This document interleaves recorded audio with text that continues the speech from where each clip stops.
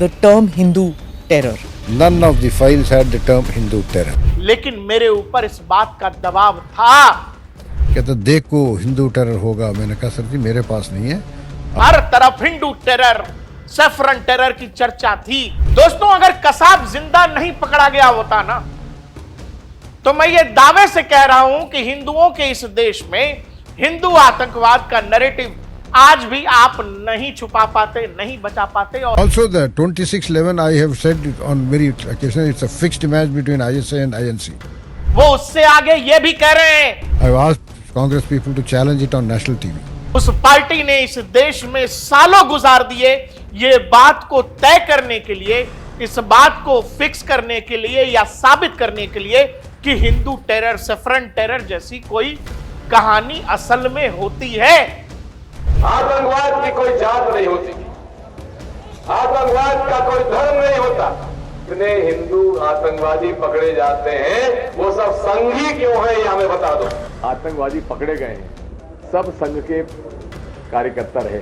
आपने ये सोचा है कि पाकिस्तान ऐसा क्यों सोच रहा होगा कि इंडियन आर्मी में इंटेलिजेंस का एक ऑफिसर जिसका नाम कर्नल पुरोहित है, वो इंडियन आर्म फोर्सेस के अंदर कहीं कल को चीफ ऑफ स्टाफ ना बन जाए? इस बात की चिंता पाकिस्तानी आईएसआई क्यों कर रही है? Gone on to become at least a corps commander, if not the chief of army staff. People in the Pakistan did not want him to come to that level. लोग कहते हैं कि मुंबई हमले के बारे में जो पाकिस्तान करने वाला था, कर्नल पुरोहित उसको सेंस करने लगे थे और कर्नल पुरोहित होते शायद बाहर, ऐसी थ्योरीज हैं, तो शायद मुंबई का हमला ही नहीं। इतिहास कई बार आपके सामने ऐसे आकर खड़ा हो जाता है कि आपको लगता है कि अरे, आप एक पशुपेश में पड़ जाते हैं। आपको लगता है कि आपके सामने ये क्या दिखा दिया गया है। कई बार लगता है कि अरे, जिस बात से आप भाग रहे थे, जिस बात से आप बात करने से बच रहे थे, वो पन्ना अगर बार बार पलटा जा रहा है।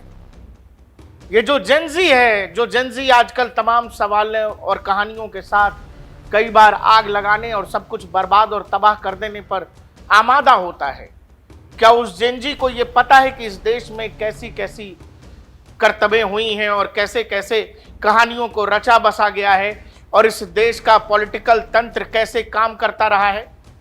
क्योंकि इस जेंजी को रील से फुर्सत नहीं है। अब रील में तमाम इतिहास तो कैसे बखान किया जा सकता है, उसके लिए आपको इतिहास के पन्ने पलटने पड़ेंगे और कई बार अलग अलग लेखकों के पलटने पड़ेंगे। अरुंधति रॉय को समझोगे तो यही समझोगे कि Kashmir is not a integral part of India, लेकिन उससे पहले जाओगे तो समझ में आएगा कि कश्मीर हमेशा से भारत ही का था। खैर, कसाब मुंबई हमले में कलावा बांध कर आया था और ये वो दौर था जिस समय एक पॉलिटिकल पार्टी बार बार ये नैरेटिव पब्लिक डोमेन में ला रही थी जिसमें कहा जा रहा था Hindu terror, Hindu terror, Hindu terror, Hindu आतंकवाद, सैफरन टेरर। और बड़े अजीब बात है और बड़े अचंभे की बात है कि जिस दौर में भारत में सैफरन टेरर की कहानी आगे बढ़ रही थी, लोग बार बार पॉलिटिकल मंचों से ये पब्लिक डोमेन में एस्टेब्लिश करने की कोशिश कर रहे थे, कसाब कलावा बांधकर AK-47 CST पर फायरिंग करता हुआ पकड़ा गया।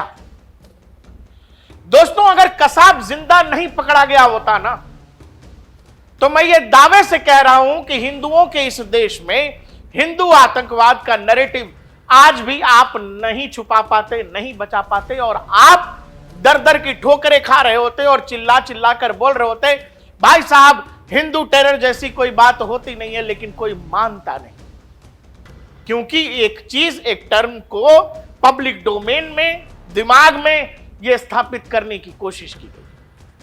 अब अचानक डीएनपी इंडिया आपसे ये कसाब के कलावे पर क्यों बात कर रहा है? इस आर्मी ऑफिसर को जानते हैं आप?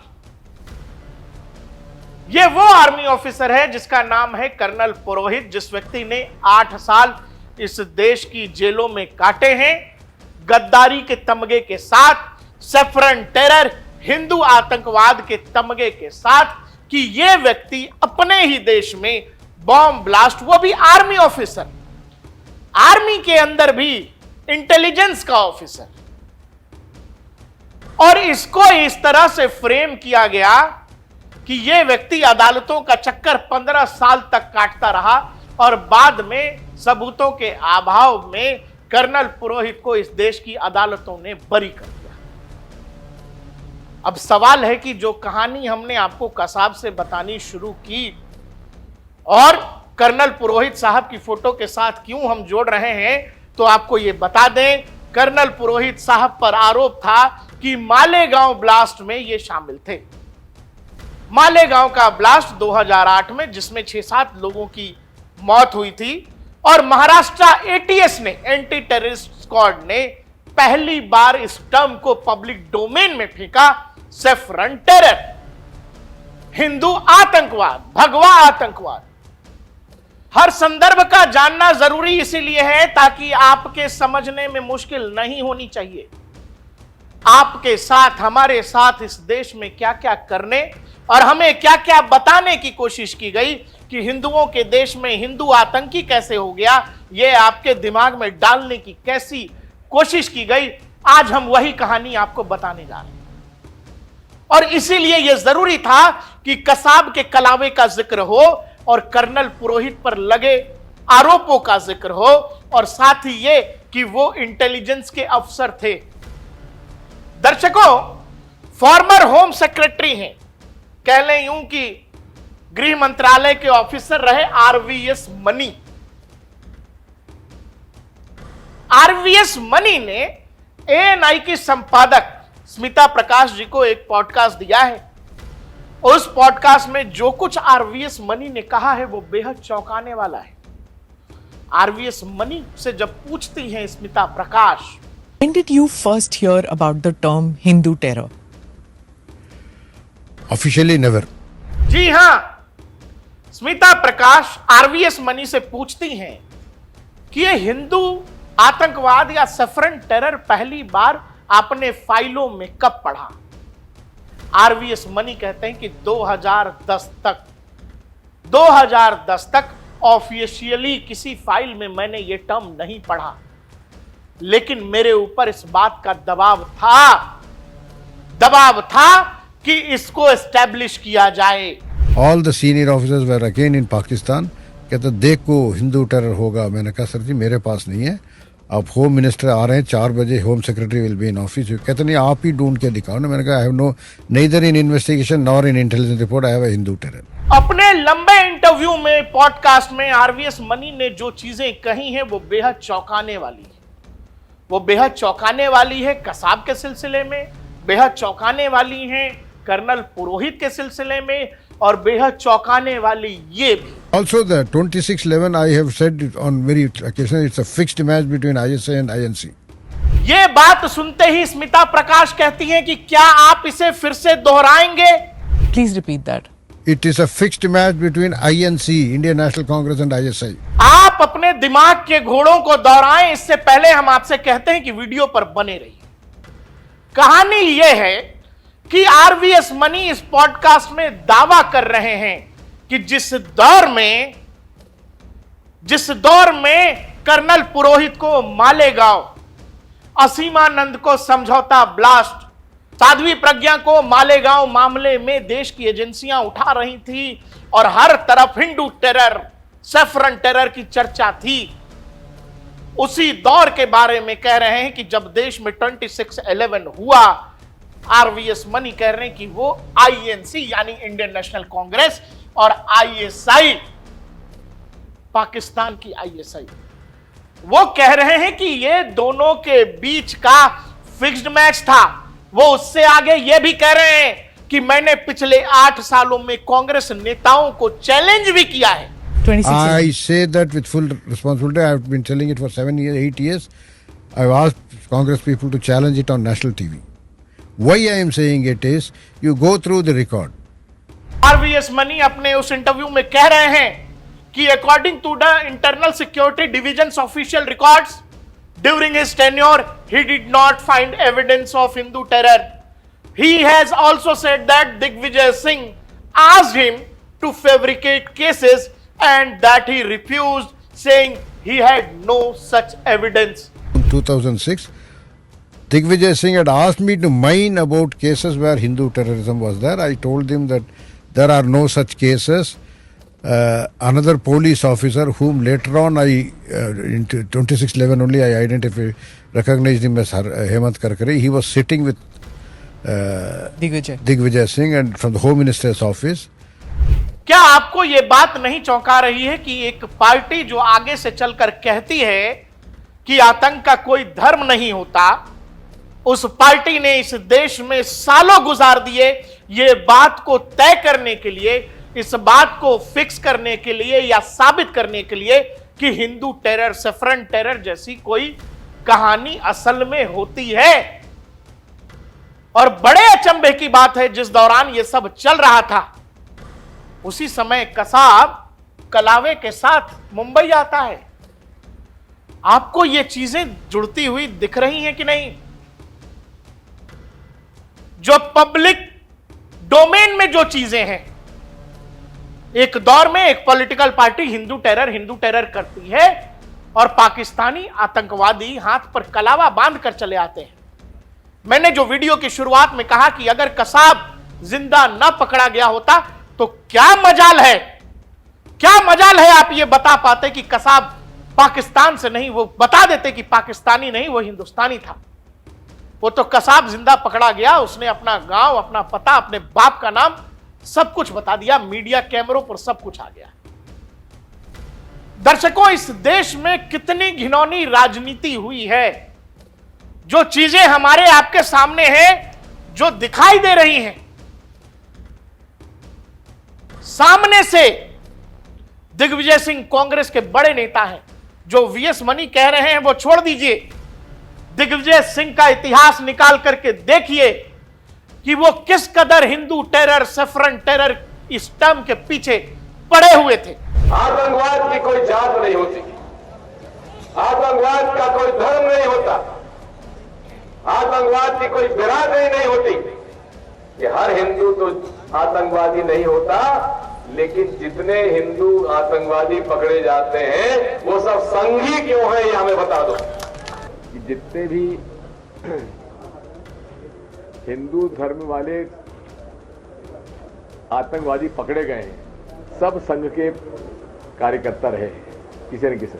महात्मा गांधी की हत्या करने वाला व्यक्ति भी नाथूराम गोडसे आरएसएस में रहे हैं। दोस्तों, आरवीएस मनी अपने इस पॉडकास्ट में एक और चौंकाने वाली बात कहते हैं। वो कहते हैं कि कर्नल पुरोहित जिस समय अरेस्ट हुए उस समय वो लेफ्टिनेंट कर्नल थे। कुछ नहीं होता तो वो आगे जाकर हो सकता है देश के चीफ ऑफ आर्मी स्टाफ होते। पाकिस्तान ये नहीं चाहता था कि कर्नल पुरोहित आर्मी में इस ओहदे तक जाएं। अब अगर पाकिस्तान किसी व्यक्ति के बारे में यह सोच रहा है कि कोई व्यक्ति इंडियन आर्मी के अंदर किसी ऊंचे पद तक ना जाए, तो आपको यह समझ में आ जाना चाहिए कि वो आदमी देशभक्त होगा या वो आदमी गद्दार होगा। दोस्तों, जिन दो घटनाओं के ऊपर हिंदू टेरर, सैफरन टेरर का वो चिप्पी कह लें या पोस्टर चिपकाने की कोशिश की गई, उसमें एक और था समझौता ब्लास्ट। समझौता ब्लास्ट यानी समझौता एक्सप्रेस जो भारत से पाकिस्तान के बीच चला करती थी, 2007 में उसमें बॉम्ब ब्लास्ट होता है। लेकिन चूंकि और मरने वाले अधिकतर उसमें पाकिस्तानी मुस्लिम्स थे, चूंकि मरने वाले मुस्लिम्स थे, तो यह बड़ा ऑब्वियस हो जाता है कि फिर किस पे आरोप लगा दें। उसको भी हिंदू टेरर से जोड़ दिया गया और उसमें असीमानंद और उनके कुछ सहयोगियों को गिरफ्तार किया गया, जो बाद में असीमानंद भी बरी हुए। क्या आपने यह सोचा है कि पाकिस्तान ऐसा क्यों सोच रहा होगा कि इंडियन आर्मी में इंटेलिजेंस का एक ऑफिसर जिसका नाम कर्नल पुरोहित है, वो इंडियन आर्म फोर्सेस के अंदर कहीं कल को चीफ ऑफ स्टाफ ना बन जाए? इस बात की चिंता पाकिस्तानी आईएसआई क्यों कर रही है?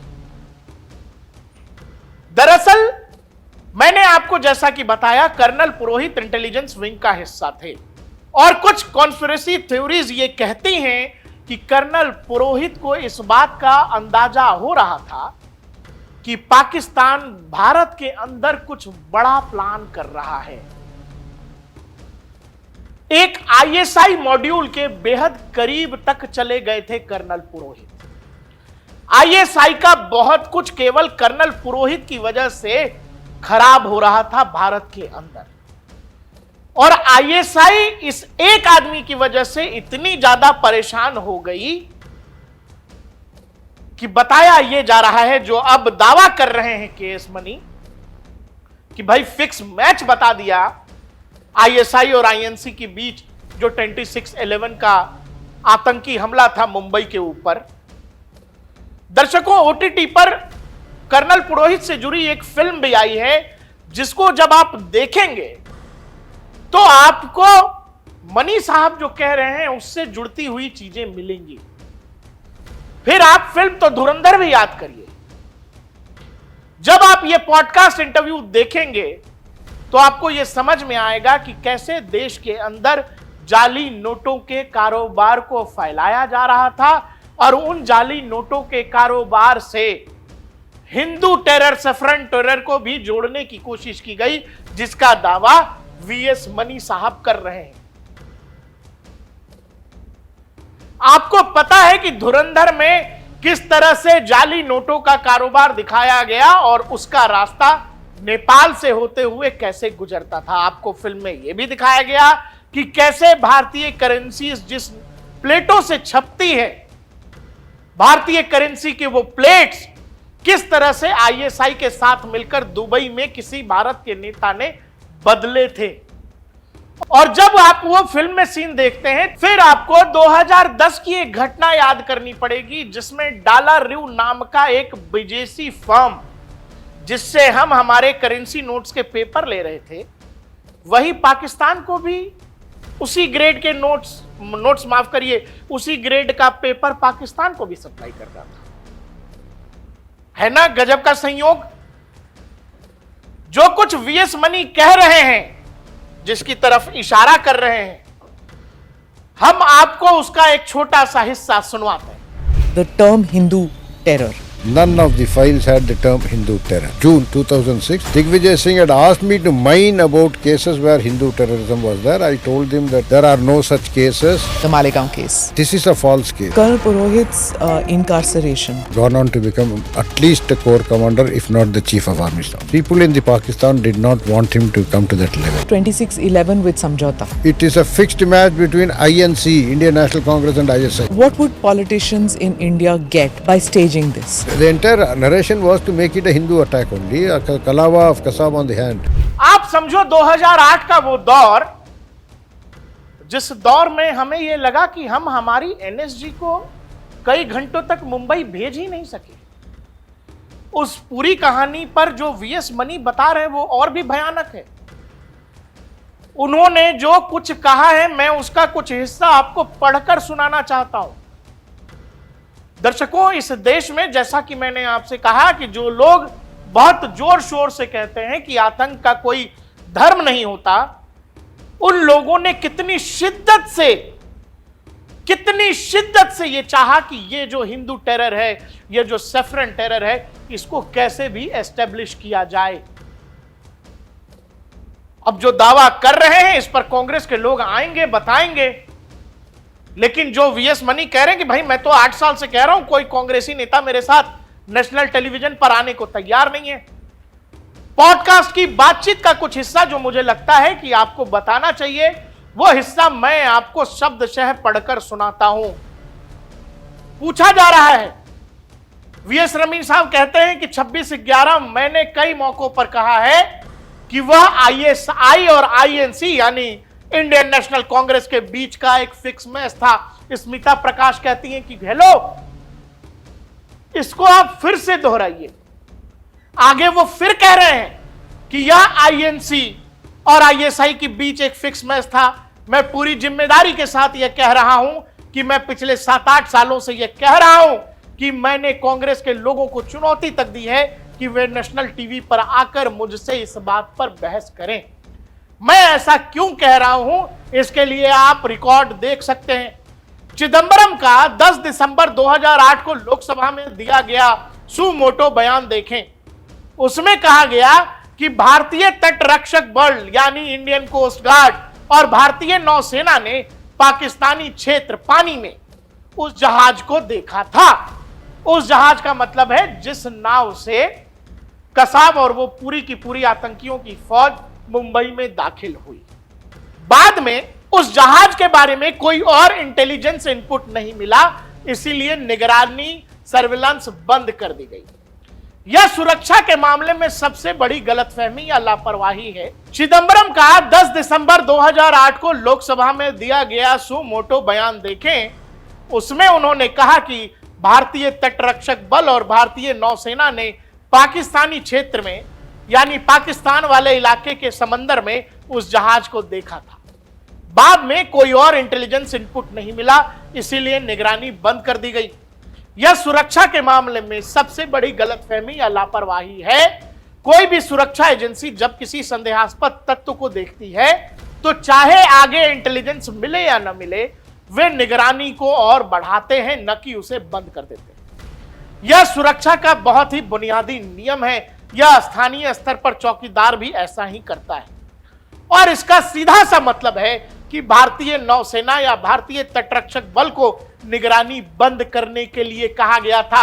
वे अपनी मर्जी यानी सुमोटो से ऐसा नहीं करेंगे। वीएस मनी ये कह रहे हैं, वो जो जिस जहाज से जिस नाव से, नाम मेरे ध्यान से अभी निकल रहा है, जिससे वो लोग आए थे, उसको भारतीय एजेंसियों ने यानी भारतीय तटरक्षक ने और भारतीय नेवी ने पाकिस्तान वाले हिस्से में पाकिस्तान वाटर्स में देखा था। वीएस मनी कह रहे हैं कि जब आप किसी संदिग्ध नाव को देख रहे हैं तो बिना किसी के बोले, या ये तो स्टैंडर्ड एसओपी है, स्टैंडर्ड ऑपरेटिंग प्रोसीजर है कि भाई आपने कुछ ऐसा देखा, आप उसको फॉलो करेंगे, उसकी निगरानी करेंगे। लेकिन इस केस में क्या हुआ? इस केस में निगरानी को बंद कर दी गई और वही वो कह रहे हैं कि शायद ऐसा करने के लिए किसी ने बोला होगा। स्मिता प्रकाश पूछती हैं, किसने कहा ये? स्मिता प्रकाश चौंक कर पूछती हैं कि क्या गृह मंत्री ने ऐसा कहा होगा? वीएस मनी आगे कह रहे हैं कि किसी न किसी ने, मैं गृह मंत्री नहीं कह रहा, पर किसी ने तो निर्देश दिया था। बाद में हाल ही में 7-8 साल बाद पृथ्वीराज चौहान ने भी इस पर बयान दिया था। कोस्ट गार्ड या भारतीय नौसेना केवल नौसेना प्रमुख, रक्षा मंत्री या पीएमओ से ही आदेश लेगी। उसी तरह पर उस समय के पीएमओ के राज्य मंत्री के हाल ही में एक बयान दिया था। देश के पीएमओ की तरफ से यह आदेश गया था, यह अंदेशा जता रहे हैं। आगे स्मिता प्रकाश कह रही है पृथ्वीराज चौहान उस समय पीएम एमओएस थे, प्राइम मिनिस्टर ऑफिस में। वो कह रहे हैं कि हां बिल्कुल, यह देखते हुए कि उन्हें पीछे हटने के लिए कहा गया था। आगे वो कह रहे हैं बिल्कुल इन्हीं शब्दों में तो नहीं, लेकिन उनके शब्दों का सार यही था। आगे कह रही है स्मिता प्रकाश, लेकिन उस समय गृह मंत्री तो शिवराज पाटिल। लेकिन असल में आप जो कह रहे हैं यह है कि शिवराज पाटिल ऐसे गृह मंत्री नहीं थे जो एक्शन ले रहे थे। वो पूछ रही है कि यार गृह मंत्री तो शिवराज पाटिल थे, क्या शिवराज पाटिल एक्शन नहीं ले रहे थे?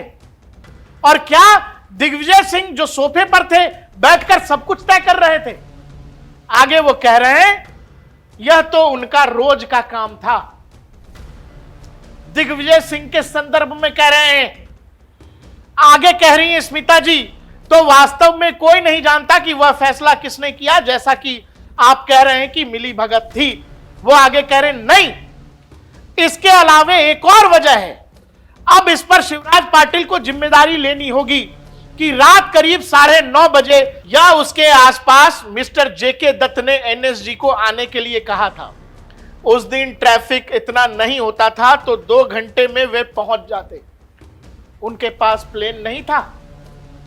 आगे कह रहे हैं नहीं, शिवराज पाटिल ने कहा कि मैं एनएसजी के टीम के साथ चलूंगा। मैं कंट्रोल रूम में था। उन्होंने कहा मैं एनएसजी टीम के साथ जाऊंगा और 2 घंटे तक वे एयरपोर्ट पर टेक्निकल एरिया में इंतजार करते रहे। साहब, मैंने कहा कि हमें स्थानीय स्तर पर तैनात करना चाहिए। एक मैसेज भेजा गया था तो एक और ज्वाइंट सेक्रेटरी ने कहा ज्यादा पंगा मत लो यार। Local message was sent. जो अनर जॉइंट सेक्रेटरी से ज़्यादा पंगा मत लो यार, मरता है मरने दो, अपने सर पे आएगी। Tomorrow if anything goes wrong you will be.